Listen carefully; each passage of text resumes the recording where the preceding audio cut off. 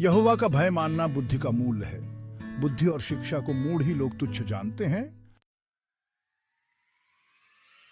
हे मेरे पुत्र, अपने पिता की शिक्षा पर कान लगा और अपनी माता की शिक्षा को न तज, क्योंकि वे मानो तेरे सिर के लिए शोभायमान मुकुट और तेरे गले के लिए कंठमाला होंगी।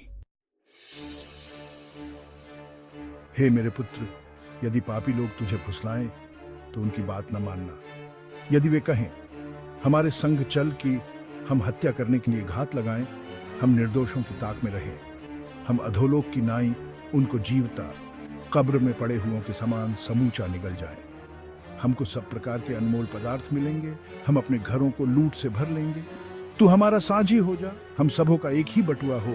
तो हे मेरे पुत्र, तू उनके संग मार्ग में न चलना, वरन उनकी डगर में पांव भी न धरना, क्योंकि वे बुराई की करने को दौड़ते हैं और हत्या करने को फुर्ती करते हैं। क्योंकि पक्षी के देखते हुए जाल फैलाना व्यर्थ होता है, और ये लोग तो अपनी ही हत्या करने के लिए घात लगाते हैं और अपने ही प्राणों की घात की ताक में रहते हैं। सब लालचियों की चाल ऐसी ही होती है, उनका प्राण लालच ही के कारण नाश हो जाता है। बुद्धि सड़क में ऊंचे स्वर से बोलती है और चौकों में प्रचार करती है। वह बाजारों की भीड़ में पुकारती है, वह फाटकों के बीच में और नगर के भीतर भी ये बातें बोलती हैं। हे भोले लोगों, तुम कब तक भोलेपन से प्रीति रखोगे? और हे ठट्ठा करने वालों, तुम कब तक ठट्ठा करने से प्रसन्न रहोगे? और हे मूर्खों, तुम कब तक ज्ञान से बैर रखोगे? तुम मेरी डांट सुनकर मन फिराओ। सुनो, मैं अपनी आत्मा तुम्हारे लिए उंडेल दूंगी, मैं तुमको अपने वचन बताऊंगी। मैंने तो पुकारा परंतु तुमने इनकार किया, और मैंने हाथ फैलाया परंतु किसी ने ध्यान न दिया। वरन तुमने मेरी सारी सम्मति को अनसुनी किया और मेरी ताड़ना का मूल्य न जाना।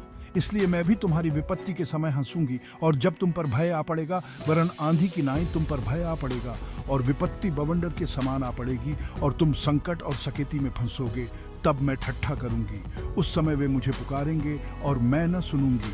वे मुझे यत्न से तो ढूंढेंगे परंतु न पाएंगे, क्योंकि उन्होंने ज्ञान से बैर किया और यहोवा का भय मानना उनको न भाया। उन्होंने मेरी सम्मति न चाही, वरन मेरी सब ताड़नाओं को तुच्छ जाना। इसलिए वे अपनी करनी का फल आप भोगेंगे और अपनी युक्तियों के फल से अघा जाएंगे। क्योंकि भोले लोगों का भटक जाना उनके घात किए जाने का कारण होगा, और निश्चिंत रहने के कारण मूढ़ लोग नाश होंगे। परंतु जो मेरी सुनेगा वह निडर बसा रहेगा और बेखटके सुख से रहेगा।